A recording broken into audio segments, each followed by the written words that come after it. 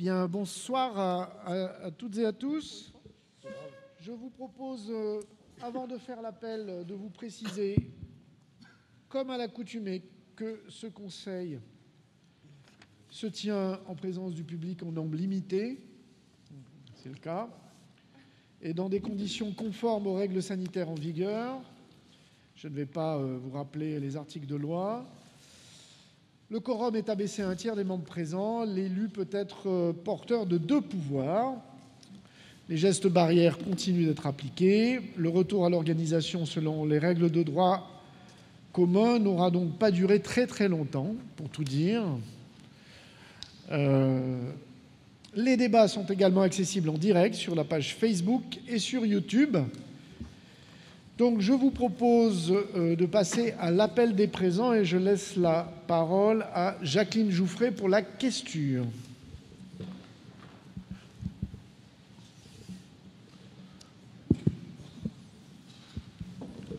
Alors, Monsieur Ferrari. Présent.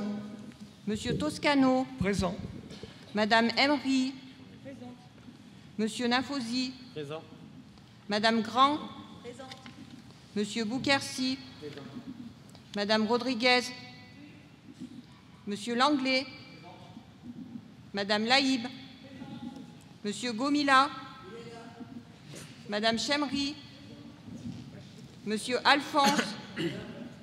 Monsieur Bonnet-Gilbert. Madame Costari-Rivals. Absente. Non. Monsieur Solaire. J'ai eu des nouvelles aujourd'hui. Monsieur Vital, pouvoir à Monsieur Rotolo. Monsieur Rotolo. Il est coincé au Maroc. Madame Panagopoulos. Pas de billet retour. Madame Bonnet, pouvoir à Monsieur Langlais. Madame Gomez-Viegas. Madame Ben Yeloul. Madame Bouzboa. Madame Martin Arrête. Madame Tardivet. Monsieur Sétine. Madame Yakou Linda. Monsieur Besançon donne pouvoir à Monsieur Dridi. Monsieur Dridi. Madame Torres, excusez. Monsieur Giono, excusez. Madame Cervantes. Absente. Monsieur Dussard. Et Monsieur B, excusez. Le pouvoir est atteint. Bien, merci. Le quorum est donc atteint. Je vous propose d'adopter le dernier procès-verbal du 30 septembre 2021. Est-ce qu'il y a des observations? Il n'y en a pas, je le mets aux voix. Qui s'oppose, qui s'abstient? Adopté. Pour vous informer que la première délibération qui concerne l'inscription sur le monument aux morts du nom d'un soldat et du soldat mort pour la France, Maxime Blasco, elle est reportée au conseil municipal de décembre, tout simplement dans le cadre des discussions que nous avons avec le ministère des Anciens Combattants et tout simplement l'armée pour pouvoir mettre en œuvre cela, même si, comme je l'ai indiqué à l'occasion de la dernière commémoration, le ministère des Anciens Combattants nous a écrit pour l'inscrire. Et donc, nous avons quelques éléments encore à organiser. Une note supplémentaire est remise sur table relative à la situation RH. Les éléments RH qui sont plus amplement détaillés avaient été transmis dans le DOB auparavant. Voilà. Je vais donc laisser la parole au premier adjoint Sam Toscano pour la gestion des comptes de la métropole et notamment, tout simplement, comme le veut la loi, le rapport d'observation définitif de la Chambre régionale des comptes, communication à l'Assemblée délibérante. Sam Toscano. Merci. La Chambre régionale des comptes Auvergne-Rhône-Alpes s'est réunie en séance le 4 juin 2021. Elle a communiqué par courriel en date du 29 septembre dernier son rapport comportant les observations définitives arrêtées par ses soins sur la gestion des comptes de Grenoble-Alpes Métropole.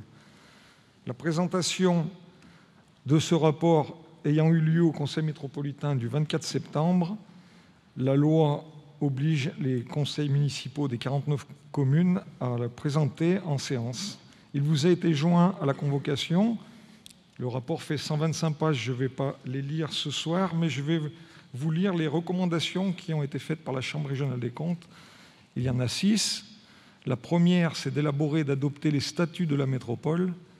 La recommandation numéro 2, c'est de mettre en place des procédures de recrutement régulières en lien avec une stratégie claire fondée sur une gestion prévisionnelle des emplois et des compétences, la GPEC. La recommandation 3, c'est de mettre en place sans délai le complément indemnitaire annuel conformément aux obligations légales. La recommandation 4, définir une organisation de la commande publique permettant de respecter la réglementation applicable, notamment en matière de computation des besoins. La recommandation 5 est de veiller à la soutenabilité du programme d'investissement du budget annexe déchets par la mise en œuvre d'un financement adapté et d'un programme d'économie de fonctionnement. Et la recommandation 6 est de clarifier les champs d'intervention et les conditions de portage des opérations d'aménagement des différents acteurs de l'aménagement. Je vous propose de prendre acte du débat sur le rapport d'observation définitive de la Chambre régionale des comptes Rhône-Alpes concernant Grenoble-Alpes Métropole pour les exercices 2014 et suivants. Merci beaucoup. J'ai oublié tout à l'heure d'indiquer que pour notre secrétariat de séance, il est proposé Louise Alaïb, si elle accepte. Merci à elle. Y a-t-il des interventions sur ces recommandations, ce rapport de la Chambre régionale des comptes? Il n'y en a pas. La première recommandation sera mise en œuvre à l'occasion du Conseil métropolitain du 17 décembre, où nous voterons les statuts de la métropole qui représentent en fait la liste des compétences de la métropole de façon extrêmement précise. Nous devons donc... alors, s'agit-il... on prend acte du débat ou on vote? On vote. Je mets aux voix qui s'oppose, qui s'abstient. Unanimité, merci. Nous passons à l'aménagement de la ville, la culture, l'autorisation au maire de procéder à l'inscription de la ville dans le dispositif Pass Culture de l'État. Sam Toscani. Oui, soucieux de permettre au plus grand nombre de jeunes, alors là il y a une petite coquille sur la délibération puisque c'est des jeunes de 18 ans seulement, pas de 18 à 25 ans, d'accéder à des activités culturelles. Le ministère de la Culture, et en cela il a copié un peu la ville de Pont-de-Claix puisqu'ils mettent en place un dispositif Pass Culture. Par le biais d'une application, ces derniers pourront disposer de 300 € pendant 24 mois afin de découvrir un certain nombre de cultures, le livre, spectacles vivants, les musées, les cours de musique, les abonnements numériques. Donc, ce dispositif s'inscrivant pleinement dans la politique culturelle défendue à Pont-de-Claix, nous ouvrons notre... comment dire, l'amphi. Il n'y a que l'amphi aujourd'hui qui peut être ouvert à ce pass culture. Donc, nous ouvrons cet espace pour que les jeunes... Il y a deux choses qui sont attachées à cette délibération, que les jeunes puissent se rendre à l'amphithéâtre et d'autre part faire connaître l'amphithéâtre au plus grand nombre, puisqu'avec l'application, c'est assez simple. Vous regardez la salle de spectacle qui est le plus près de chez vous ou celle où il y a un spectacle qui vous plaît et vous pouvez y accéder. Si la salle de spectacle n'est pas inscrite, vous ne pouvez pas vous y rendre. Donc l'idée de cette délibération, c'est de s'inscrire dans cette opération pour que les jeunes puissent accéder à l'amphithéâtre. Merci. Est-ce que ça appelle des observations? Non. Je mets aux voix. Qui s'oppose? Qui s'abstient? Il n'y en a pas d'abstention, c'est donc adopté. Excusez-moi. Nous arrivons au débat d'orientation budgétaire pour l'année 2022. Je vais laisser l'adjoint en charge des finances, Maxime Dinfosy, nous présenter ce rapport d'orientation budgétaire. La parole est à l'adjoint. Merci, monsieur le maire. Je vais essayer de parler fort et dans le micro. Nouveau débat d'orientation budgétaire donc, qui ouvre finalement la nouvelle année budgétaire 2022. Pour vous rappeler quelques éléments de contexte et de processus, ce soir, donc, nous débattons sur le rapport d'orientation budgétaire. Et à partir de ce soir, nous aurons donc 2 mois pour voter notre budget 2022. En l'occurrence, on rentrera bien évidemment dans les délais, puisqu'il est prévu le vote du budget au mois de décembre, et notamment le 16 décembre. Par la suite, nous aurons d'autres étapes budgétaires potentielles, notamment les décisions modificatives ou encore le compte administratif, qui lui sera sur l'année 2023. Quelques éléments de contexte pour vous rappeler la situation dans laquelle nous nous trouvons. Je vais donner des informations, mais tout le monde les a à l'esprit. Un contexte donc de crise successive, comme c'est mentionné dans le rapport d'orientation budgétaire, qui vient faire écho à la fois aux crises nationales que nous pouvons rencontrer, à la fois sur les questions de pauvreté, de chômage, ou encore de retraite, puisque c'est dans les débats actuellement, ou encore de sécurité sur notre territoire, où il y a aussi une tension forte dans notre société. Une crise sanitaire qui se poursuit depuis maintenant 2020, dont on n'est pas encore sorti, puisqu'on est à l'aube d'une 5e vague, et qui a tout bouleversé finalement sur notre passage. On y reviendra dans le cœur du débat d'orientation budgétaire. Une crise écologique où les rapports qui nous sont présentés depuis maintenant plusieurs années, mais aussi ces dernières semaines, notamment les rapports du GIEC, nous interpellent encore une fois de plus pour aller plus loin dans l'urgence climatique. Et ce n'est pas les résultats de la COP26 qui s'est déroulée à Glasgow il y a quelques semaines qui démontre finalement tout le travail qui reste à faire, à la fois à l'échelle internationale, nationale, mais aussi locale, et on abordera ça notamment dans les orientations.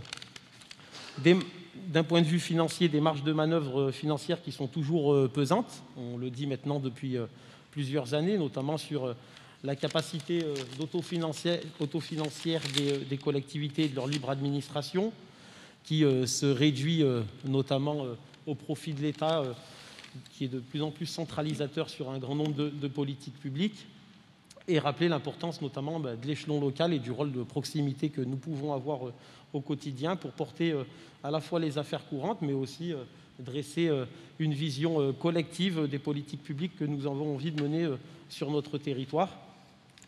Et c'est quelque chose qu'il faut à la fois marteler, sécuriser au quotidien dans les différentes instances locales et nationales. Des éléments financiers, une croissance qui est prévue à hauteur de plus 4% en 2022, une inflation à plus 1,4%, donc c'est pas neutre, on le voit notamment au travers des coûts énergétiques, et la volonté de l'État de reconduire le plan de relance pour permettre aux collectivités aussi d'investir localement.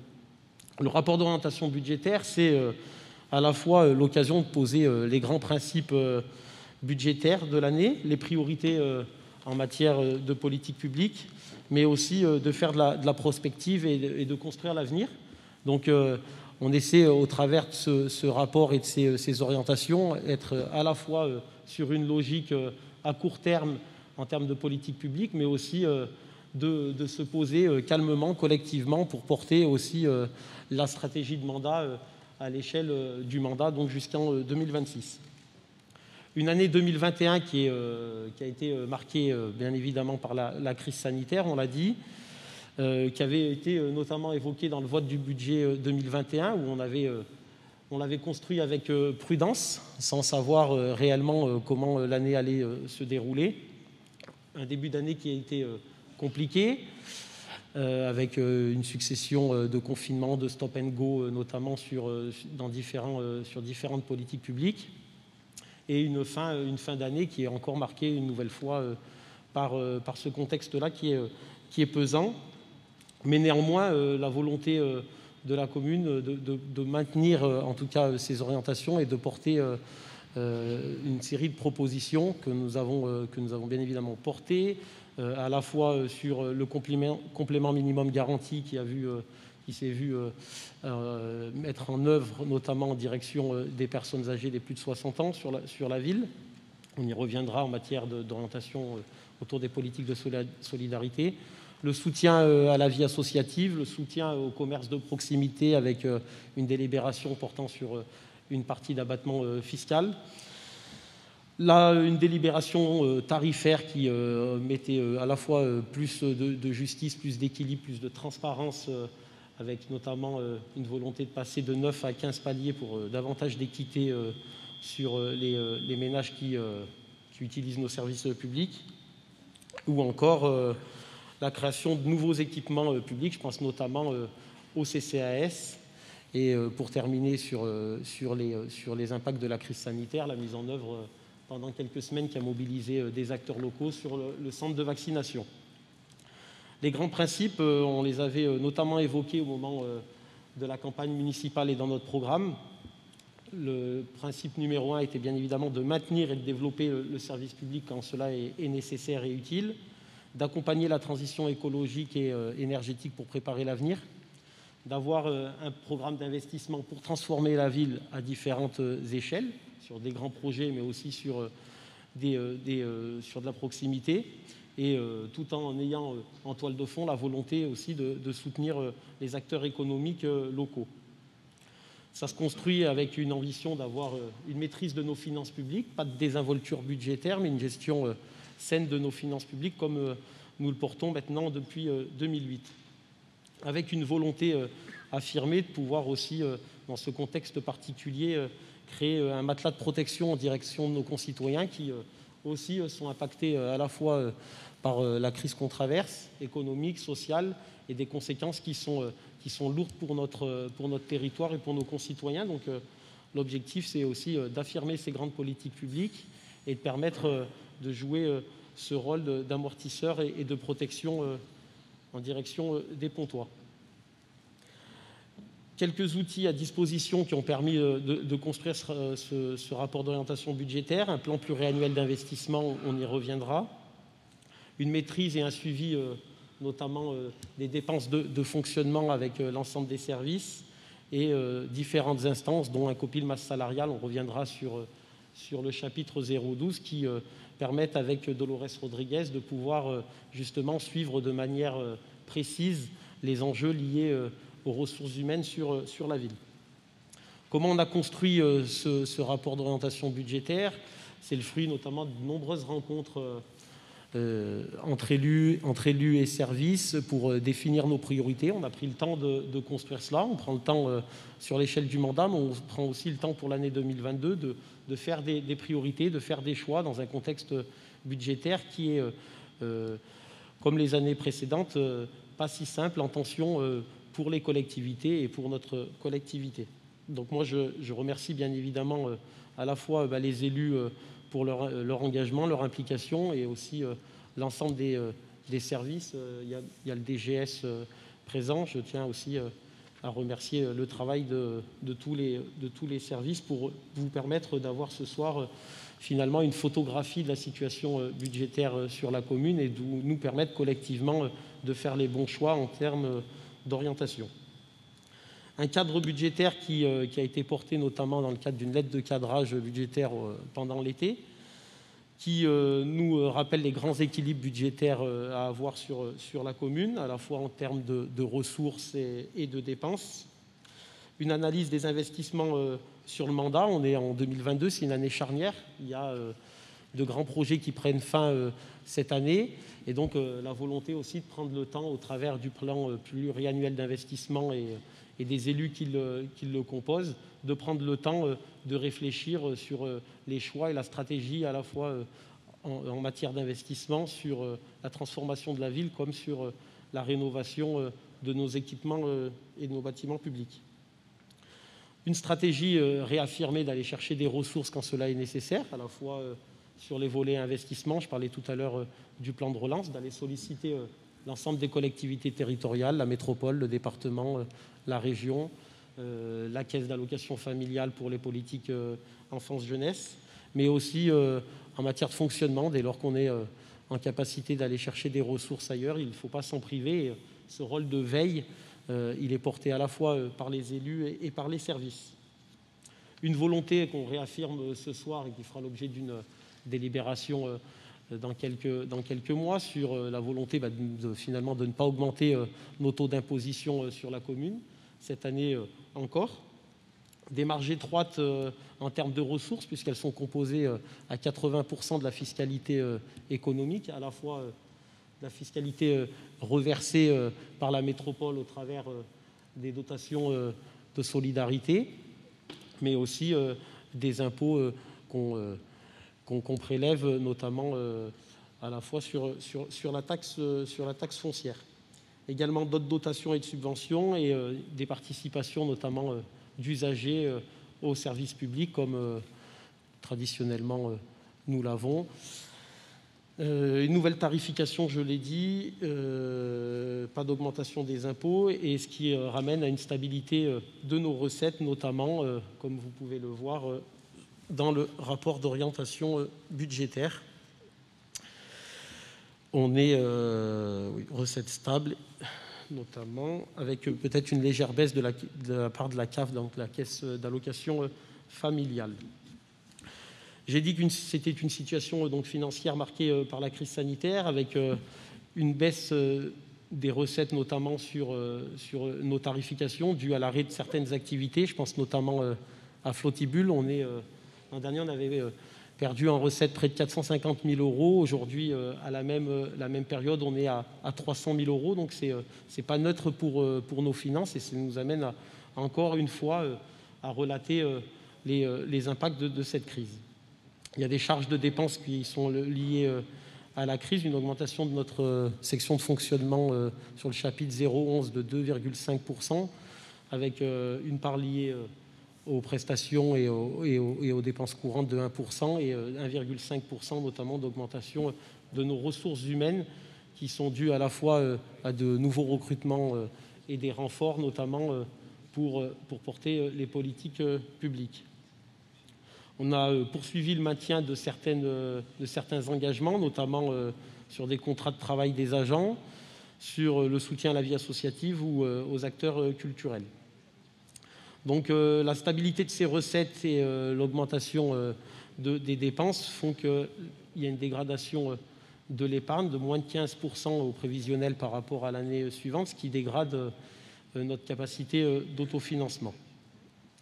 Quelques points sur des recettes qui sont liées notamment aux constructions nouvelles, on l'avait abordé, avec un impact moyen donc, de 1 500 euros par logement par an, même s'il faut tenir compte des délibérations qu'on a prises précédemment sur l'exonération à la fois pour les logements des bailleurs sociaux, ce qu'on retrouve dans la taxe foncière sur le patrimoine bâti, c'est près de 130 000 euros qui sont notamment réinjectés au travers de la TFPB sur les quartiers politiques de la ville pour porter aussi des actions de proximité et de maintenance sur ces territoires-là.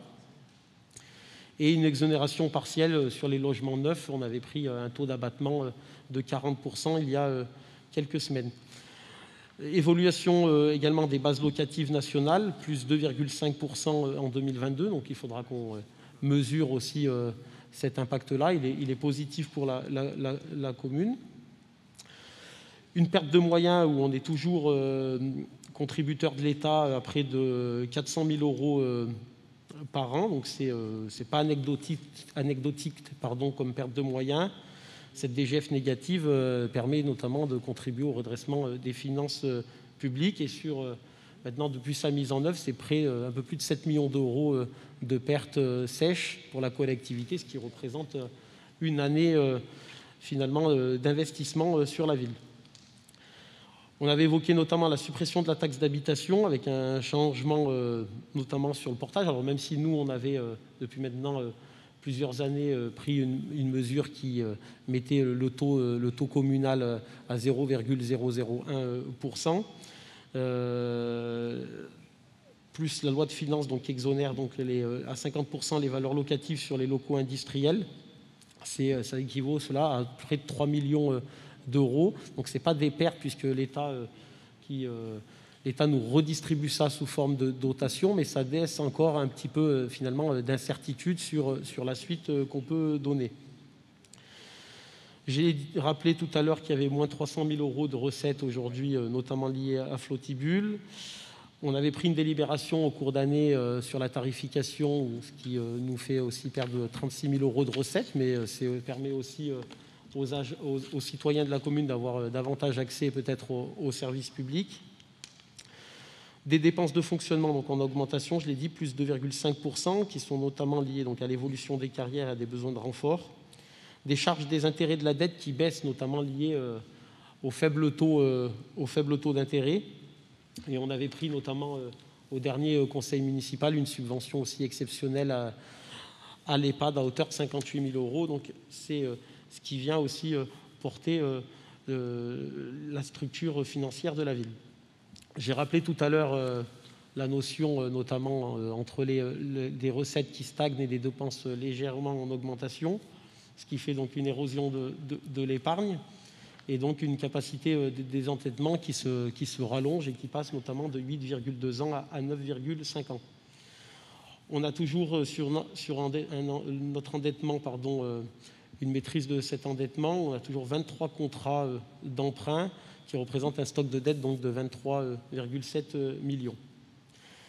Donc vous le comprenez bien, c'est une situation qui est particulière, mais néanmoins qui nous permet quand même d'avancer sur nos politiques publiques, de faire des choix forts et finalement de se dire les dépenses budgétaires, elles doivent être maîtrisées, encadrées, de se poser systématiquement lorsqu'on à la fois on fait une dépense ou on veut faire des économies, à la fois la soutenabilité ces dépenses ou ces économies, de savoir si elles sont efficaces, utiles, et pourquoi, comment, à qui elles sont destinées ou qui elles impactent. Donc c'est un travail qui est fait dans la finesse, il n'y a pas une stratégie de rabot, mais bien de faire évoluer ces masses pour construire les choses plus finement et qu'elles aient systématiquement du sens pour nos concitoyens. Sur 2022, quelques éléments de contexte qui ne sont pas neutres, avec un débat à la métropole, notamment sur la dotation de solidarité communautaire qui est en cours. C'est la loi qui fixe cette démarche-là. Donc on attend aussi de voir notamment à la fois le positionnement de la métropole, mais de l'ensemble des communes sur cette question-là. Le pacte, les règles de solidarité, la répartition des ressources, notamment au travers de cette DSC qui aussi doit faire jouer notamment notre situation sur la commune, à la fois en matière de critères sociaux ou de visibilité des équipements qu'on peut avoir.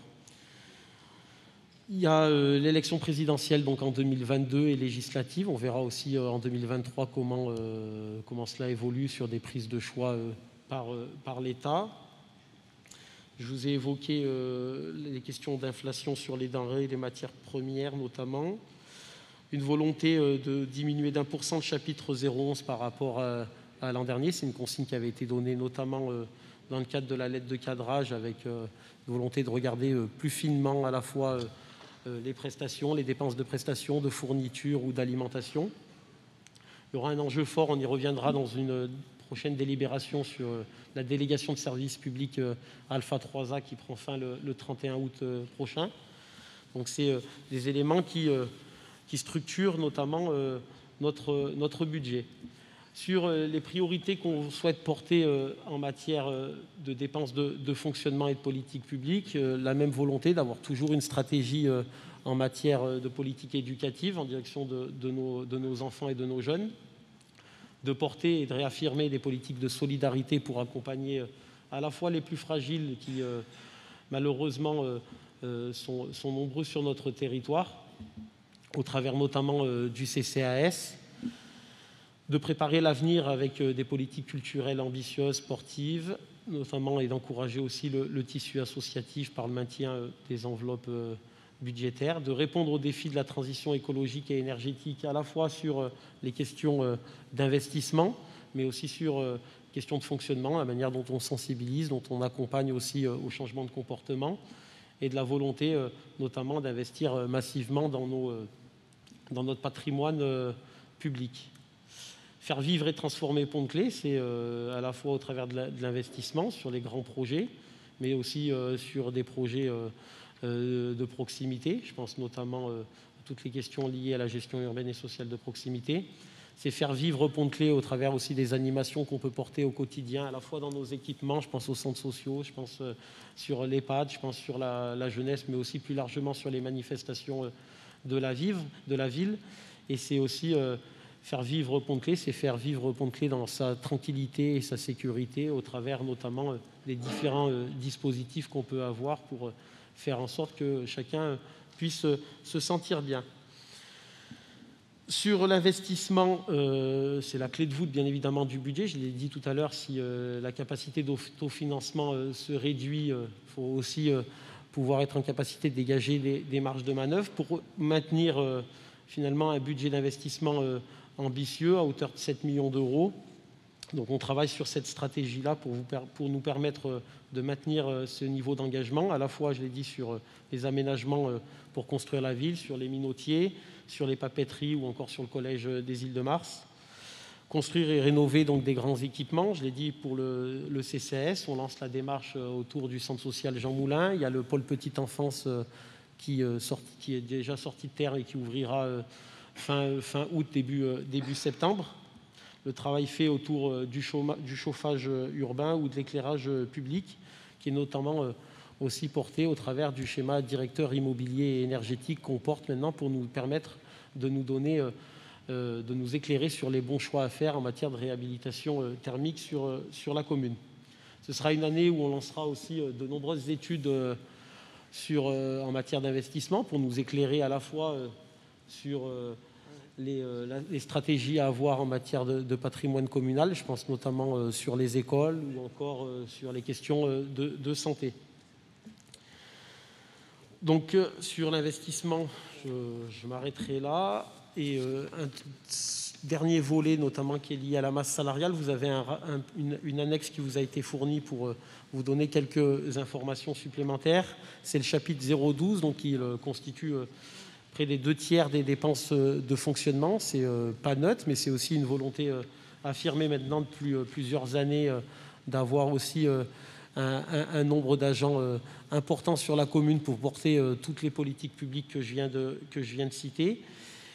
Et donc, on travaille attentivement aussi, finalement, avec l'adjointe au personnel et l'ensemble des élus, à la fois recalibrer les périmètres du service public, des services, pour faire face à la fois aux évolutions que nous pouvons rencontrer, mais aussi faire face aux évolutions des nouveaux métiers et des qualifications qui peuvent être données aux agents communaux qui ont été des acteurs incontournables pendant la crise sanitaire, qu'ils sont toujours. Je pense notamment sur les enjeux de politique de personnes âgées avec l'EHPAD, sur les politiques petite enfance notamment, et qui nous ont permis bien évidemment donc d'assurer la continuité du service public.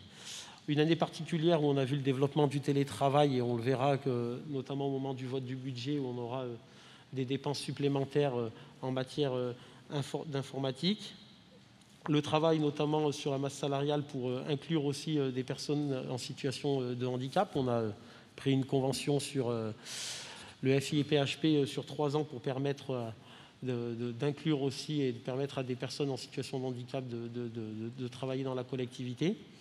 Quelques éléments importants sur 2021 et 2022, c'est le passage aux 1607 heures. On l'a abordé dernièrement, avec une volonté de porter ce débat avec l'ensemble des agents municipaux pour aussi construire l'organisation des services au travers du dialogue social. Et ça, c'est quelque chose d'important qui a été mené ces derniers mois pour permettre aussi de mettre dans la boucle l'ensemble des services municipaux. Donc ça se travaille en concertation et sur le dialogue social, la mise en place aussi du RIFSEP notamment, et une volonté de plafonner donc l'évolution de la masse salariale à 1%. Donc on se questionne systématiquement sur la nécessité de recruter des agents là où les politiques publiques sont nécessaires. On l'a fait dernièrement sur la culture, sur des agents d'entretien au service technique. Une volonté de résorber aussi la précarité en augmentant les quotités de temps de travail. Donc ça, c'est quelque chose de fort aussi pour nos agents. De travailler systématiquement, dès qu'on le peut, en régie directe, sur les services techniques, sur la cuisine centrale, excepté la délégation de services publics avec Alpha 3A, l'ensemble des services sont menés aussi de manière en interne. Quelques points sur la qualité de vie au travail. On le verra notamment aussi au moment du vote du budget sur des mesures qui sont prises pour permettre aussi aux agents municipaux de pouvoir travailler dans des conditions de qualité. La poursuite des contrats d'apprentissage ou de stage et la volonté de remplacer systématiquement les agents sur la petite enfance, sur l'EHPAD notamment. Donc l'idée, pour terminer, c'est qu'on n'a pas une approche finalement austéritaire et malgré le contexte dans lequel nous nous trouvons. La volonté, c'est bien de prendre le temps d'évaluer à la fois les ressources que nous avons et d'analyser finement les grands principes que nous portons pour porter un service public à la fois efficace et maintenir l'ambition qui est la nôtre au travers de notre programme municipal. Donc voilà les éléments que je pouvais donner, ils sont posés, ils sont plutôt clairs pour que nous puissions construire la maquette budgétaire et garder tous collectivement la motivation nécessaire à la fois chez les élus, chez les services, pour porter dans cette période qui est difficile les politiques publiques au plus près de nos concitoyens et malgré la crise et les tensions qu'on peut rencontrer en termes de choix budgétaires, faire en sorte que toutes ces complexités soient indolores pour les Pontois et qui finalement ne ressentent pas les effets des crises successives que nous traversons. Voilà, monsieur le maire. Merci beaucoup, monsieur le maire adjoint. Y a-t-il des demandes de prise de parole sur... Oui, Julien Dussat. Oui, bonsoir. Donc, les orientations budgétaires que nous présentez ce soir sont des orientations petits bras, car elles dissimulent mal une nouvelle gestion d'investissement au cœur de la crise. La situation sociale d'un grand nombre de nos concitoyens pontois est dans le rouge. Cette situation s'est aggravée depuis le confinement de 2020. Les invisibles que nous croisons tous les jours se demandent ce que fait la mairie. Certes, les services sociaux tournent, les fonctionnaires font leur travail, mais le sursaut d'une mairie comme la nôtre n'est pas au rendez-vous. Vous êtes dans la gestion et non dans l'action. Et ce que nous reprochons à ce budget que vous défendez. Ces orientations sont fades, sans ambition. On ne sent pas de direction politique. Que dois-je dire aux habitants que je croise sur ce qu'ils attendent l'an prochain comme nouvelle action pour améliorer leur quotidien? Rien de nouveau sous le soleil, malheureusement. Tout cela n'est pas à la hauteur de ce qu'attendent les habitants. C'est un budget sans couleur politique, un budget centriste. Quelle pourrait être la différence, je vous le demande, monsieur le maire, entre une vision de droite et une vision de gauche dans de telles orientations budgétaires? Je vais répondre avant vous, car à la lecture de ces documents, il n'y a aucun doute. Rien. Rien ne peut distinguer un tel budget de ce qui aurait pu être présenté par un maire de droite ou du centre. Je pense que des élus En Marche auraient pu présenter le même budget en demi-teinte. Ni ambition, ni nouveauté. Mais nous n'avons pas la place pour le « en même temps ». Il faut trancher, renoncer. Creuser les dépenses demande du courage.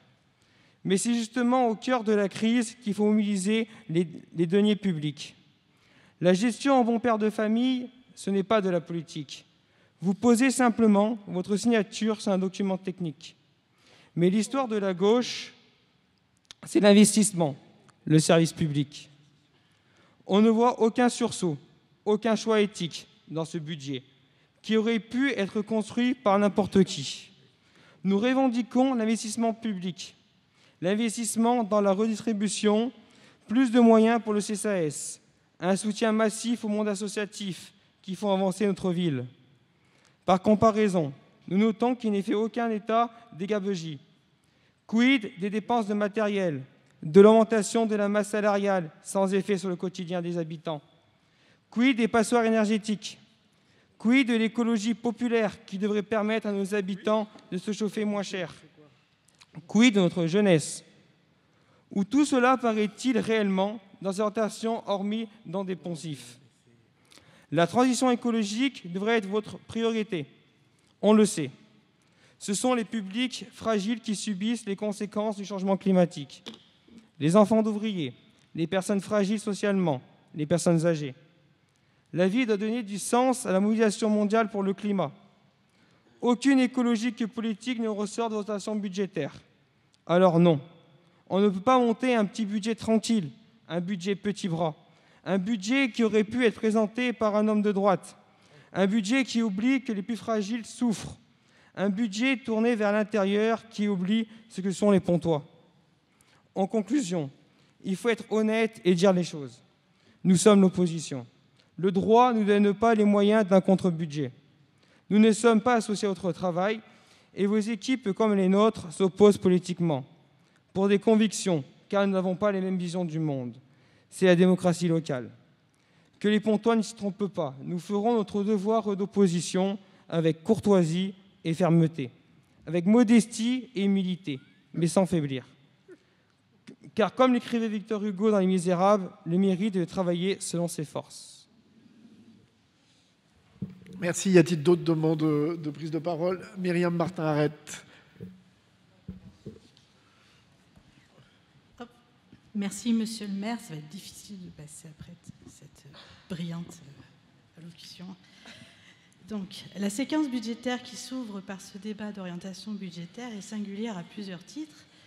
Elle fait suite à une crise majeure qui a largement sollicité les collectivités locales dans l'accompagnement des plus fragiles, mais aussi des associations et des commerçants, afin de limiter les effets d'une crise dont les conséquences peuvent toujours être redoutables. Elle est en outre engagée dans le cœur du mandat. Il s'agit d'un moment charnière dans la réalisation des engagements que nous avons pris collectivement auprès des Pontois et pour lesquels ils nous ont élus largement. Le rapport d'orientation budgétaire repositionne à cet égard les priorités fixées dans la stratégie de mandat que sont la transition écologique et énergétique et les solidarités. Les engagements budgétaires en faveur de ces dernières, les solidarités, sont largement soutenus par le projet du complément minimum garanti.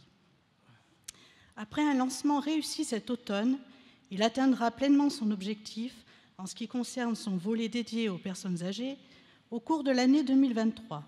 Ceci sera plus précisément détaillé dans les orientations budgétaires du CCAS. Au-delà de ces orientations en matière de dépenses de fonctionnement, l'investissement est présenté comme un enjeu majeur en matière de construction budgétaire. En effet, la réalisation des engagements, tout particulièrement en matière de transition écologique et énergétique, suppose la mise en route d'investissements pluriannuels de grande ampleur, notamment en termes de rénovation des bâtiments publics. Dès 2022, cette programmation sera impulsée. Cette démarche supposera un pilotage sérieux du budget. Cela suppose d'agir avec précision sur les grands paramètres du budget, du niveau des dépenses de fonctionnement et de l'emprunt, la préservation de la capacité d'autofinancement. Cela suppose également d'anticiper les risques existants sur nos ressources, dont on sait qu'ils seront élevés en 2023, notamment à la suite de l'élection présidentielle, tant l'attitude de l'État a été depuis des années de limiter les marges de manœuvre budgétaires des collectivités, et en particulier des communes. Les communes sont les parents pauvres de la décentralisation. L'État se déleste de compétences pour moins assurer son rôle, mais ce processus ne saurait être infini. L'État doit prendre ses responsabilités pour accompagner les collectivités locales. La commune étant l'échelon indispensable pour les citoyens, comme nous avons pu justement le constater en temps de crise. Merci beaucoup. Y a-t-il d'autres demandes de prise de parole? Dolores Rodriguez et ensuite l'adjoint en charge. Merci Madame Arrête de votre intervention au nom du groupe et avec sincérité et fermeté, Monsieur Dussart, je crois sincèrement que vous êtes totalement hors sujet, que vous n'avez pas compris que ce soir c'est le document d'orientation budgétaire et qu'évidemment, comme l'a dit Maxime Lafozy, le détail des actions qui transpireront du document d'orientation budgétaire se feront lors du budget. Je ne sais pas si vous avez tout compris ce que vous avez écrit. Je pense que la transcription politique vraiment, vous la verrez au moment du budget. Merci. Maxime Nymphosy. C'est bon? Pas d'autres interventions par rapport à ce débat. Je vais donc le conclure avec quelques mots. Merci en tout cas de nous faire partager Victor Hugo, qui effectivement a été un grand homme, mais je me rappelle d'une de ses citations aussi en vous écoutant. Il y a souvent plus de choses naufragées au fond d'une âme qu'au fond de la mer. Je reviens rapidement sur votre déclaration. Chacun est libre, vous êtes l'opposition, votre rôle c'est de critiquer, votre rôle c'est de vous opposer, tout ceci est bien logique. Mais j'essaye juste de comprendre comment vous pouvez honnêtement affubler de qualificatifs un document d'orientation budgétaire, et comme l'a dit Dolores Rodriguez, qui n'est pas le budget, d'une approche, c'est un budget centriste. Je ne sais pas ce que ça veut dire. Vous avez quand même vous-même côtoyé cette sensibilité-là plus que moi. Donc peut-être que vous savez effectivement bien ce que c'est finalement. Je trouve que tout ce qui est exagéré est insignifiant. Que l'on puisse s'opposer. Et en même temps, il n'y a rien à s'opposer là. Puisqu'il s'agit de l'état des lieux, en fait, des discussions budgétaires. Et d'ailleurs, la délibération que je vais mettre aux voix n'est pas là pour dire si on est pour les orientations budgétaires, elle est là pour dire si on comprend acte qu'il y a eu un débat. On délibère pour dire oui, il y a eu un débat d'orientation budgétaire. Donc en fait, il n'y a rien dans ce qui a été présenté qui peut, à un moment donné, être qualifié de quoi que ce soit. Ce sont les éléments d'orientation budgétaire. Après, moi je le dis, mais je vous invite à aller regarder d'autres communes. Je sais que vous êtes parfois proche d'un certain nombre de ces élus, voire même de certains maires. Finalement, de ce que peut être la réalité budgétaire dans certaines communes, de ce que peut être un budget d'investissement. Je rappelle que depuis plusieurs années, le montant des investissements par habitant est, en fait, c'est à Pont-de-Claix qu'il est le plus haut, comparativement à toutes les autres communes. Donc c'est là où, finalement, j'ai un peu du mal à comprendre le sens de votre intervention. Moi, je voudrais débattre avec vous sur le fond. Moi, j'ai envie de débattre avec vous sur le fond. Mais, en fait, de quoi débattons-nous? C'est un budget centriste, c'est un budget de droite. Tout ceci ne sont que des qualificatifs qui reposent à la fois sur rien et puis surtout qui, d'une certaine façon, n'appellent aucun échange, aucun débat politique, puisque vous n'amenez pas d'idées politiques dans ce débat-là. Donc, Pont-de-Claix mérite mieux que ça, vraiment, qu'une forme, finalement, de revers, voilà, sans fond, en fait. Bref, voilà le débat d'orientation budgétaire de la ville de Pont-de-Claix. C'est triste, mais triste que l'opposition, qui aujourd'hui d'ailleurs d'un côté est totalement absente, alors qu'on a voulu revendiquer d'être à un moment donné à la gestion de cette ville, qui n'est même pas là. Moi je m'interroge quand même, la tête de liste qui à un moment donné a souhaité aspirer à les plus hautes fonctions n'a jamais été présente à aucun conseil municipal. C'est incompréhensible. Enfin, sérieusement, les Pont-de-Claix, mais les Pontois méritent mieux que ça. Mieux que ça. Donc, on va faire avec, comme on dit, puisque finalement, on en est amené à ça. Donc, mais franchement, des qualificatifs comme ça, je trouve que sans proposition, des qualificatifs, je dirais presque, c'est du délit de faciès en fait que vous faites. Voilà, c'est un budget de droite. Vous êtes de droite. Mais qui peut croire ça, à part vous? C'est tout bonnement hallucinant. C'est tout bonnement pas à la hauteur ni d'un militant politique, d'une des forces de gauche. Moi, je le dis tranquillement.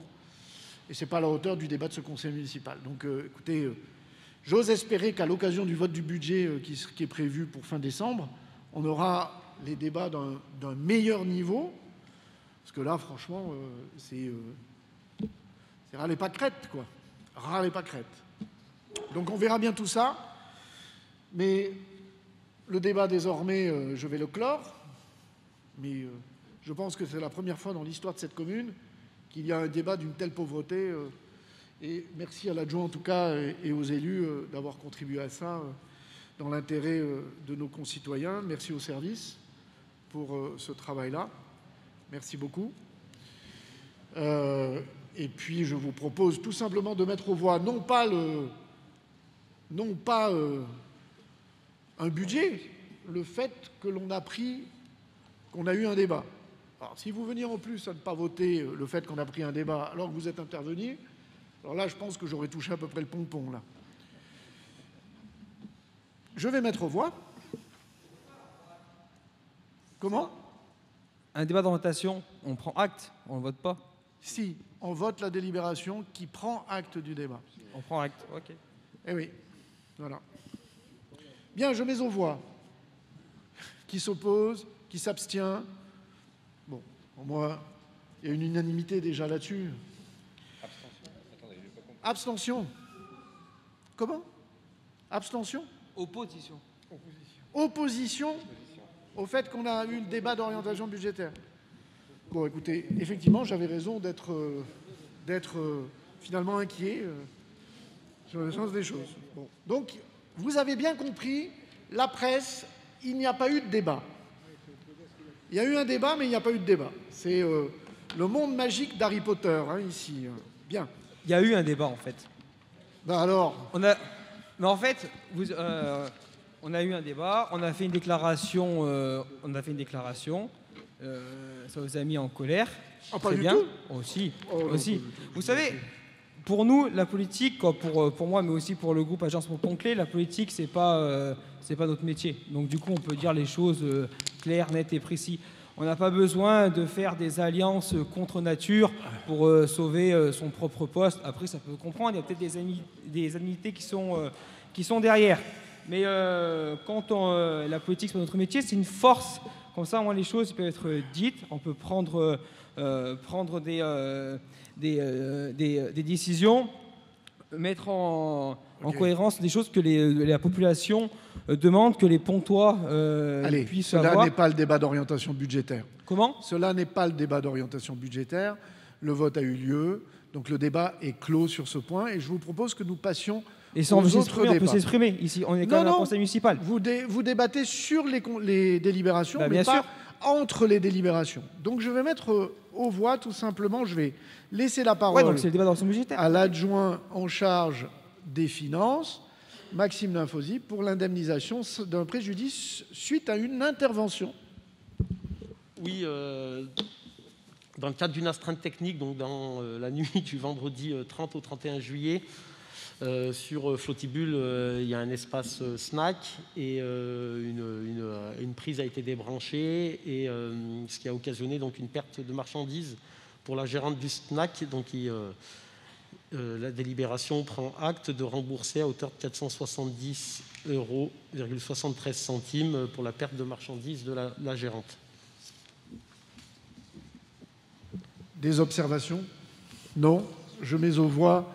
Qui s'oppose, qui s'abstient, adopté. Maxime Linfosi pour l'autorisation de donner au maire de signer la convention avec la CAF pour le financement d'un tout petit investissement qui ne changera pas du tout la vie des gens, mais pas du tout, qui est le pôle petite enfance permettant d'accueillir plus de 60 enfants. Maxime Nafouzi. Oui, monsieur le maire, effectivement, donc là on est sur les projets de 2021, donc on pourra volontairement s'exprimer sur les sujets. Les projets de 2022 viendront un petit peu plus tard. Et vous l'avez très bien dit, le pôle petite enfance qui est sorti de terre, qui est en phase de travaux, sera ouvert, donc je l'ai dit là, tout à l'heure dans le cadre du débat d'orientation budgétaire, sera ouvert fin août, début septembre. Et une très bonne nouvelle qui montre aussi finalement ce qu'on exprimait dans le cadre du débat d'orientation budgétaire sur notre capacité à aller rechercher des subventions auprès de nos partenaires, c'est la subvention donc, de la caisse d'allocation familiale pour près... pardon, j'ai plus le chiffre en tête... Pour près de 77% donc, du projet. Donc ça représente 3 millions d'euros le projet. Et la CAF vient abonder à hauteur de 800 000 euros sur ce projet, donc qui verra notamment l'augmentation du nombre de places en crèche. Et on le sait que nos concitoyens sont demandeurs sur cette politique publique d'avoir une augmentation de nombre de places. Donc c'est ce qu'on conduit et ce que conduit notamment Christina Gomez-Villegas pour permettre à un maximum de Pontois, de jeunes parents notamment, d'avoir accès à une place en crèche. Vous avez notamment dans le cœur de délibération plusieurs critères qui sont soumis au financement de la CAF, et notamment, puisqu'on parlait d'absence de vision sur la transition écologique, une majoration à près de 124 000 euros donc, qui nous est attribuée, qui finalement marque le fait aussi qu'on s'engage pleinement au travers de nos bâtiments sur ces questions-là. Sur une majoration notamment aussi dans le cadre de la géographie prioritaire, parce que là où on s'occupe aussi des Pontois, c'est aussi de mettre du service public de proximité. C'est en l'occurrence le cas avec cet équipement. Donc voilà, on se réjouit que finalement le prévisionnel des recettes qu'on devait avoir est finalement supérieur aujourd'hui avec cette subvention de la CAF. Et c'est près de 80% donc, de subventions sur ce projet, donc qui est un taux extrêmement important pour nous encourager à poursuivre nos politiques publiques et nos investissements sur notre patrimoine. Très bien, merci. Y a-t-il des observations sur ce petit projet sans ambition, sans envergure, d'un pôle petite enfance de plus de 60 places dans l'intérêt des familles de Pont-de-Claix? Je mets aux voix. Qui s'oppose? Qui s'abstient? Adopté. La saisine de la CCSPL pour recueillir son avis dans le cadre du projet de délégation de service public. Maxime Nafouzi. Vous avez bien résumé le cœur de la délibération. Donc on doit saisir donc, la commission consultative des services publics locaux qui se réunira lundi et qui a pour vocation d'examiner tous les services tous les services municipaux qui sont délégués à des organismes extérieurs, des syndicats ou des associations comme c'est le cas aujourd'hui avec la délégation de service public Alpha 3A sur les 3-11 ans. Je l'ai dit et on l'a dit notamment en commission municipale, le souhait de pouvoir reconduire une DSP qui prend fin, elle aussi, le 31 août 2022 sur les accueils de loisirs extrascolaires 3-11 ans. Donc on va saisir la CCSPL pour qu'elle soit consultée et ça fera notamment l'objet d'un démarrage de longues délibérations qu'on aura à prendre jusqu'à cet été pour poser à la fois le mode de gestion mais aussi pour poser les enjeux en matière de politique éducative sur notre territoire. Et je crois que ce n'est pas aussi finalement un projet de sous-envergure, mais bien l'ambition qu'on a exprimée notamment dans le cadre du débat d'orientation budgétaire sur les stratégies éducatives, et elles se traduiront notamment au moment du vote budget, parce que c'est là finalement qui est la place et la présentation des différentes actions qu'on a envie de mener. Merci. Est-ce que ça appelle des observations? C'est un dossier important. Je mets aux voix. Qui s'oppose, qui s'abstient. L'autorisation donne au maire de signer une convention entre la commune d'Échirolles et celle de Pont-de-Claix pour 3 enfants pontois accueillis en Ulysse sur la ville d'Échirolles. Maxime Nafouzi. délibération récurrente. Donc, il y a 3 enfants pontois qui sont accueillis à Échirolles, donc dans une classe Ulysse. On en a une, nous, également, sur l'école Saint-Exupéry. Et pour la scolarisation de ces 3 enfants, donc, il y a une participation de la ville qui s'élève à 1 057 €. Donc, c'est une régularisation, notamment sur l'année scolaire 2020-2021. Donc, toujours pour accompagner aussi les enfants en situation de handicap et pour qui on a le devoir de les accompagner au même titre que les autres. Merci. Je mets aux voix. Qui s'oppose, qui s'abstient. Adopté. Nader Dridi pour l'autorisation donnée au maire d'accorder des aides financières aux projets et initiatives jeunes BAFA, BAFD, BNSSA. Bonsoir à tous. Vous m'entendez? Impeccable. Donc ça va être assez court, c'est une délibération qui est complémentaire visant à corriger l'ancienne délibération. Donc comme vous le savez, à la ville de Pont-Clé, on propose des aides financières pour les jeunes dans le cadre de leur BNSSA, BAFA, BAFD pour qu'ils puissent le passer. L'ancienne délibération mettait un montant de 100 €, mais à vrai dire, ce n'est pas le montant qui est donné réellement aux jeunes, il est de 150 €. Du coup, la délibération actuelle corrige ça. Elle corrige également le fait que l'indemnité sera versée directement au CMEA, au lieu de transiter par la famille et de verser au CMEA. Du coup, ce sera beaucoup plus simple, ça évitera les avances de frais.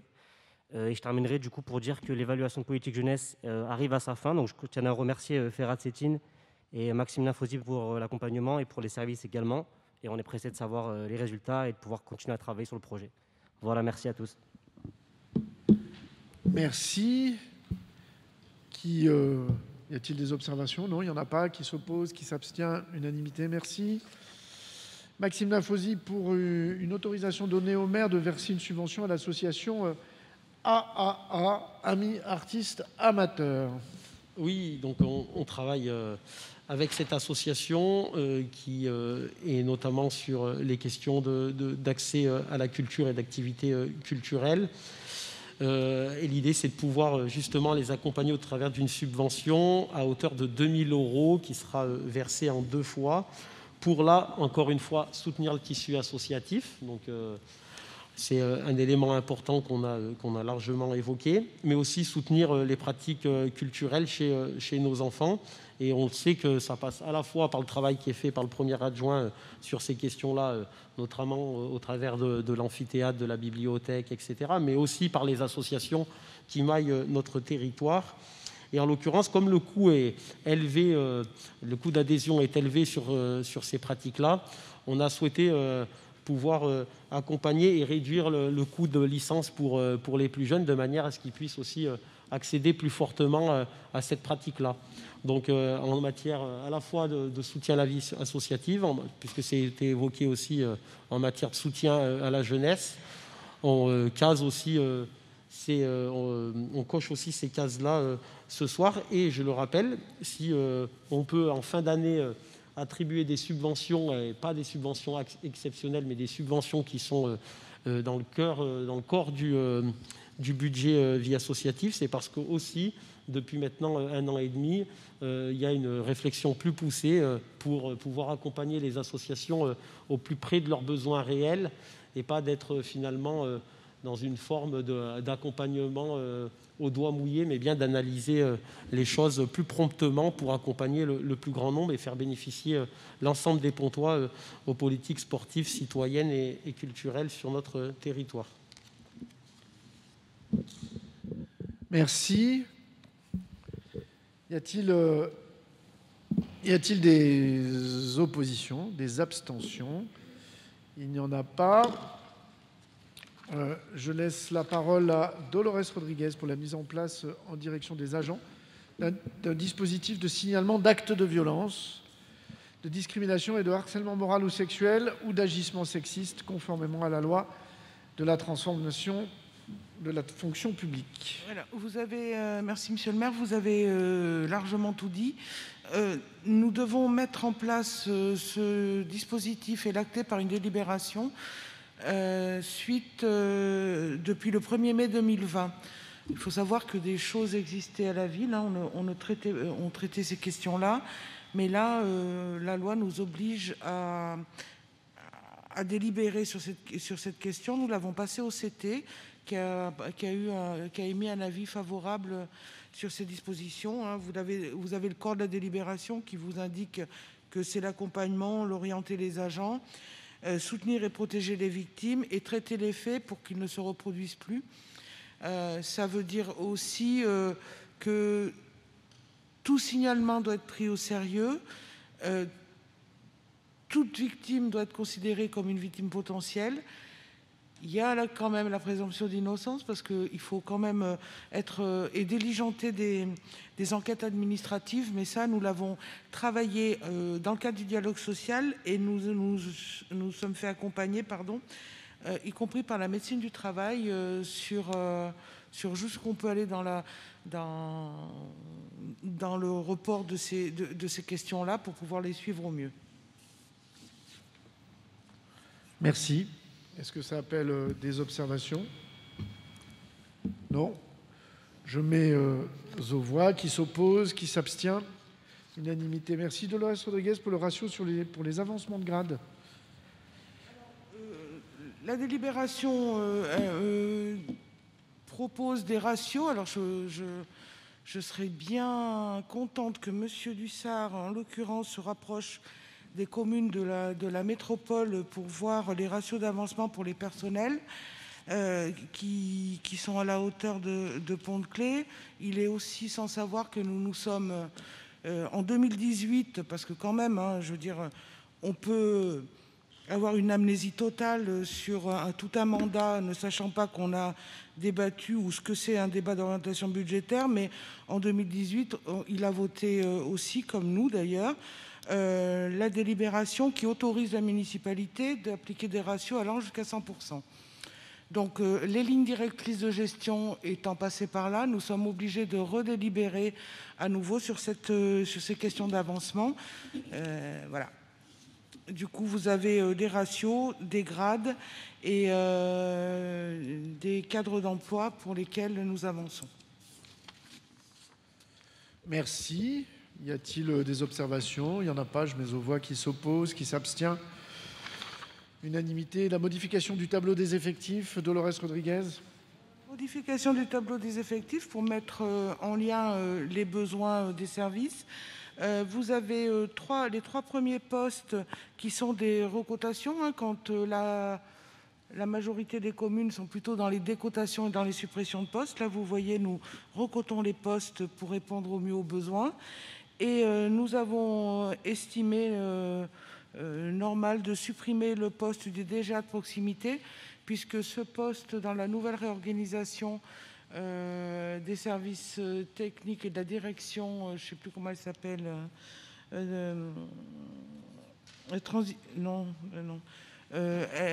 fait partie prenante de la nouvelle direction finance, transition, énergie, voilà, démocratie locale et voilà. Du coup, voilà. En gros, voilà. Du coup, on supprime le poste du DGA proximité. Les missions, elles vont être redéfinies dans ce cadre-là, qui sera présenté au CT à la prochaine commission, j'en suis sûre. Merci. Merci. Est-ce qu'il y a des observations?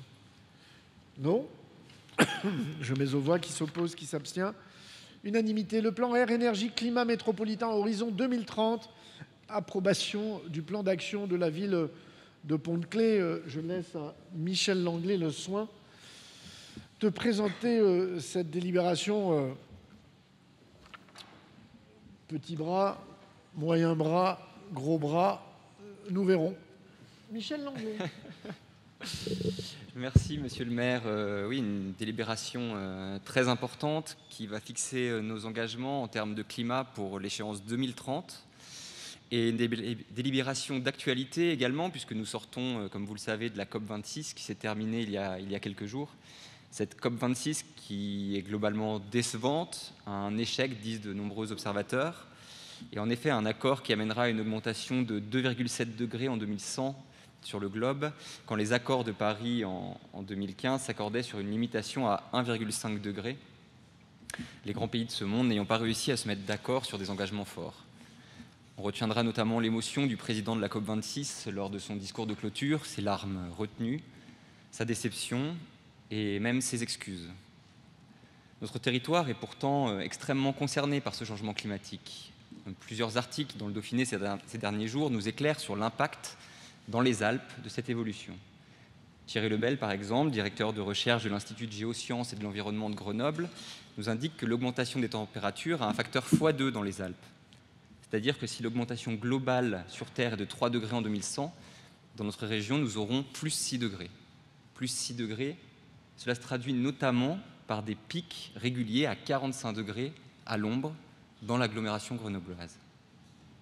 Des périodes de sécheresse sans pluie pendant plusieurs jours de plus en plus fréquentes. On se souvient l'an dernier du record battu du nombre de jours sans pluie, 42 jours entre mars et avril. Des orages non pas plus nombreux mais plus violents.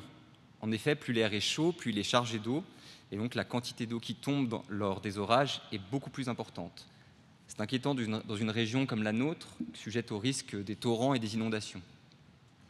Plus de sécheresse, des orages plus violents qui ont mené à la reconnaissance de la ville en état de catastrophe naturelle, sécheresse, réhydratation l'an dernier. Et il faut s'attendre à voir se renouveler ce genre de catastrophe. Et enfin, le glaciologue Bernard Francoux, spécialiste des Alpes, qui nous parle des simulations faites à la mer de glace, qui aura probablement disparu en 2100. Les autres glaciers, plus bas en altitude, auront bien sûr disparu avant. C'est inéluctable. Voilà l'héritage que nous laisserons. C'est la raison pour laquelle la métropole, et donc la ville de Pont-de-Claix, s'engage dans ce plan climat, air, énergie. Comme souvent, ce sont les villes qui sont les premières actrices du changement. Et notre commune est très fière de s'engager à travers 178 actions à échéance 2030, avec des objectifs métropolitains ambitieux. Réduire de 50% les émissions de gaz à effet de serre, réduire de 40% la consommation d'énergie, produire davantage d'énergie renouvelable et de récupération pour atteindre 30% de la consommation d'énergie finale, réduire les émissions d'oxyde d'azote de 70%, de particules fines de 60% et de composés organiques volatiles de 52% pour atteindre les seuils de l'Organisation mondiale de la santé et ainsi réduire de moitié le nombre de décès imputables à la qualité de l'air, avec en trame de fond la neutralité carbone pour 2050. La ville s'était déjà engagée pour 2020 avec des résultats encourageants. Moins 31% de consommation d'énergie, moins 38% d'émissions de gaz à effet de serre. Elle souhaite donc s'engager pleinement dans cette nouvelle période. Un travail de construction avec les services a conduit à la sélection, en plus des 56 actions socles, de 122 actions supplémentaires à mettre en œuvre par la ville sur la période 2021-2026. Cette feuille de route se structure en 5 axes.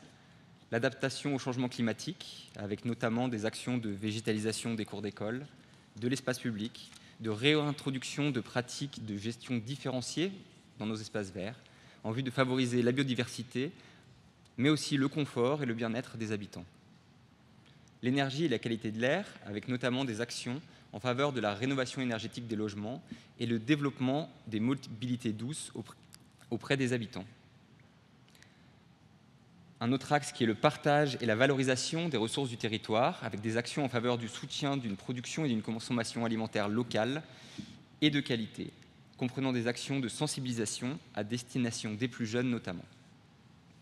La mobilisation des élus, des agents, des habitants pour la mise en œuvre du plan climat, avec des actions en faveur d'une gouvernance adaptée et d'une participation citoyenne renforcée.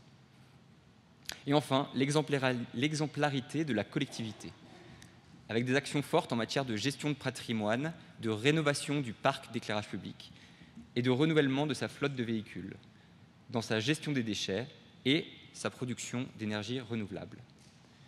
Voilà pour la présentation de ce plan climat air énergie et je vous demande donc d'approuver la signature de cette charte. Merci. Y a-t-il des observations? Mais donnez un... Non.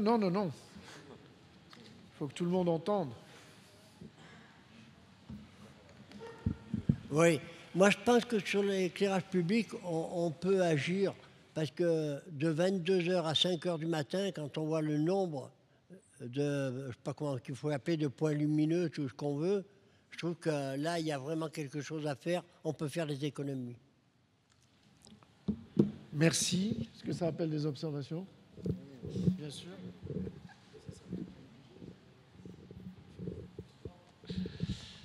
Oui, merci pour cette remarque pleine de bon sens. Je rappelle qu'on a voté ici la signature du schéma directeur de l'aménagement lumière avec la métropole, et donc c'est un sujet qui est prioritaire pour nous. Bien sûr, c'est quelque chose qui mène à des économies d'énergie, mais pas que. Il y a aussi le bien-être des habitants. Le droit à l'obscurité, c'est un sujet souvent oublié. Et c'est un sujet qui est gagnant-gagnant pour les habitants. À la fois, on économise de l'argent et à la fois, on amène du bien-être pour les habitants.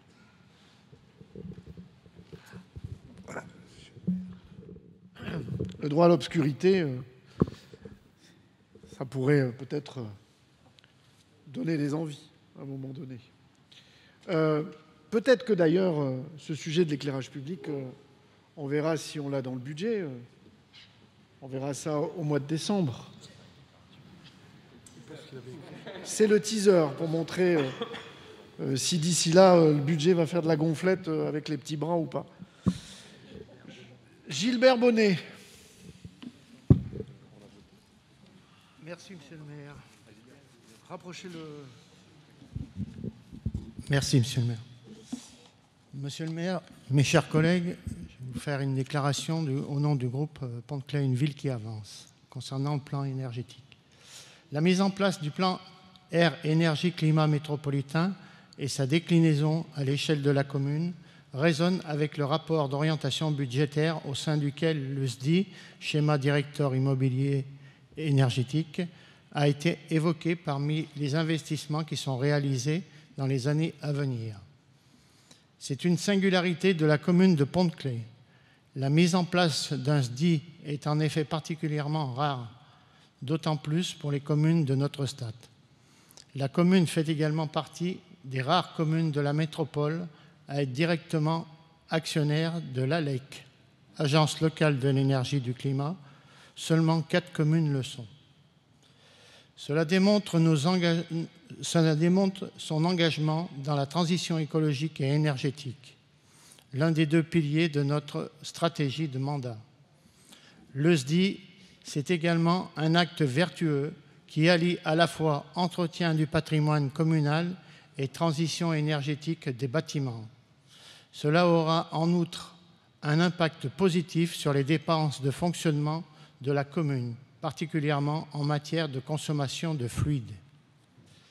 Les priorités de la commune ne se limitent pas à ce schéma. Michel vient d'évoquer d'autres éléments qui seront mis en œuvre par le plan climat, air, énergie métropolitain.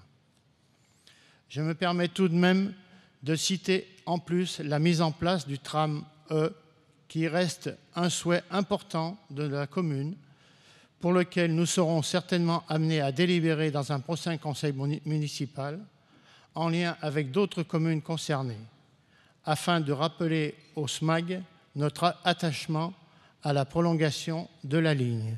Je vous remercie. Merci beaucoup. Y a-t-il d'autres demandes d'intervention sur ce beau sujet du plan climat? Non? Eh bien, alors je mets aux voix. Qui s'oppose? Qui s'abstient? Unanimité sur le plan climat. C'est que les orientations ne doivent pas être si mauvaises. Je laisse la parole à Michel Langlais pour le rapport d'activité de l'élu mandataire au sein de la SPL Énergie et du Climat, la SPL ALEC, pour l'exercice 2020.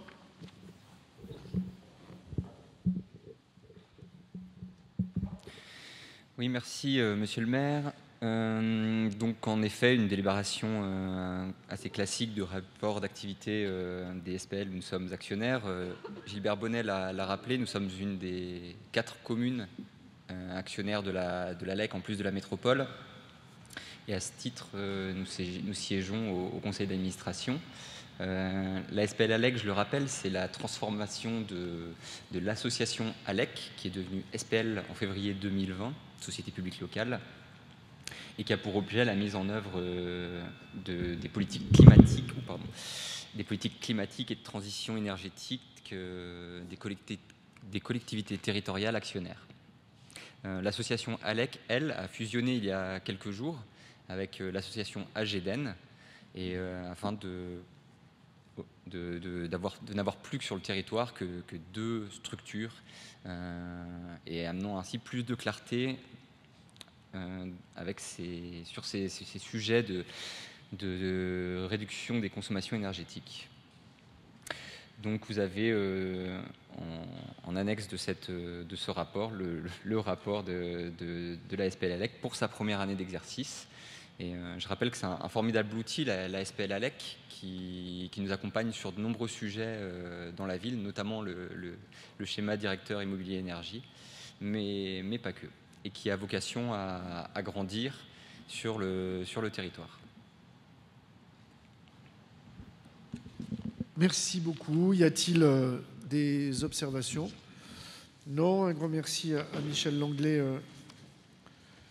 pour sa présence au sein du conseil d'administration de l'ALEC. Je rappelle que ça avait été une volonté politique de disposer d'un siège au sein de cette SPL. Du coup, nous prenons acte. On vote, là aussi. Donc, qui s'oppose? Qui s'abstient? Unanimité. Le rapport annuel de l'élu mandataire, pareil sur la SPL OSE. Oui, rapidement, on a régulièrement cette délibération également. La SPL OSE, je rappelle, c'est l'outil de la région en matière de rénovation des bâtiments, et notamment des lycées, puisque la compétence de la région porte notamment sur les lycées. Mais il y a d'autres actionnaires, notamment récemment la ville de Lyon et la métropole de Lyon qui ont adhéré à la SPL. Et donc vous avez en annexe le rapport de cette SPL. Merci. Je mets aux voix. Qui s'oppose? Qui s'abstient? Adopté. Merci. Je laisse la parole à Delphine Chemery pour un certain nombre de dénominations de rues, de ruelles. Donc il s'agit de la délibération 17 à la 20. Et je lui laisse présenter l'ensemble des délibérations, tout simplement. Oui. C'est bon? Oui. Ouais. D'accord. La première dénomination, c'est la rue qui correspond à la voirie 2, au secteur nord de l'avenue Charles de Gaulle, secteur des Minotiers. Sinon avait été proposé à la commission Rosette Volskaz, Stanislas Doujakowski, Antoine Reich, Manuel Melado, Albert Moreau, Radza Brenze, né Zuckerman. La commission a choisi Radza Brenze. Cette personne est née en janvier 1903 en Russie. Elle a épousé Samuel Brenze, qui était russe aussi. Dès les premières heures de l'occupation nazie, ils sont persécutés en tant que juifs. Ils habitaient Paris, ils déménagent pour rejoindre la zone libre. Ils trouvent refuge à Pont-de-Claix, où ils sont assignés à résidence. La famille est finalement arrêtée par la Gestapo en 1944, déportée à Drancy et Auschwitz le 30 juin 1944. Ils ont probablement été exécutés le 5 et 6 juillet 1944. La deuxième? Oui. D'accord. La deuxième, c'est la Venelle, aux abords du secteur nord de l'avenue Charles de Gaulle, secteur des Minotiers. 4 noms avaient été proposés. Claire Dartouche, les frères Dorel, Antoine Reich, Manuel Melado et Abel Moreau, et Rosette Volkzak. C'est cette dernière qui a été choisie par la commission. Rosette est une jeune fille juive née le 19 mars à Paris, réfugiée à Genève. Elle est refoulée pour une affaire d'atteinte aux mœurs, déportée à Auschwitz, où elle est gazée à son arrivée le 23 novembre 1943. La troisième dénomination, c'est toujours secteur de l'avenue Charles de Gaulle, secteur du Minotier, c'est la voirie numéro 1. Les noms qui ont été proposés, je ne vais pas les redire, c'est les mêmes. Et on a choisi Stanislas Doujakowski. Il est originaire de Pologne. La famille s'installe à Pont-de-Claix, où il travaille à la société Progil avec les enfants également. Pendant les premières heures de la Seconde Guerre mondiale, il entre en résistance au groupe franc-tireurs partisans. Il est arrêté, exécuté par la Gestapo le 21 juillet 1944 avec 9 civils et militaires au lieu dit désert de l'Écureuil à Cessiné-Parisé.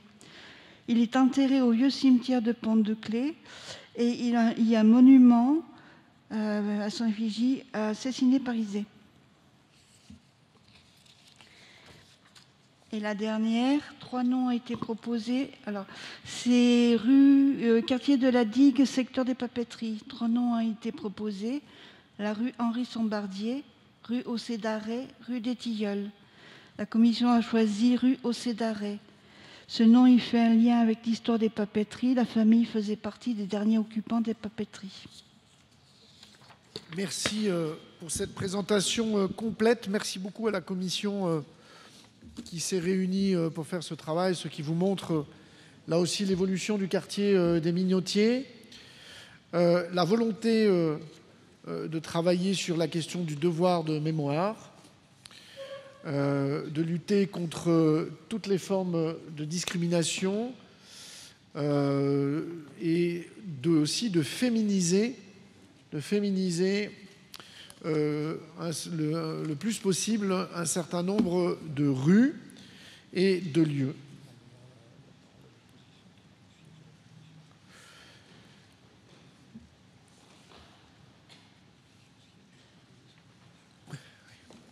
Voilà, la commission est un lieu où l'ensemble des groupes politiques sont représentés et peuvent ainsi donner leur point de vue. Je vous propose de délibérer pour la rue Radza Brenze.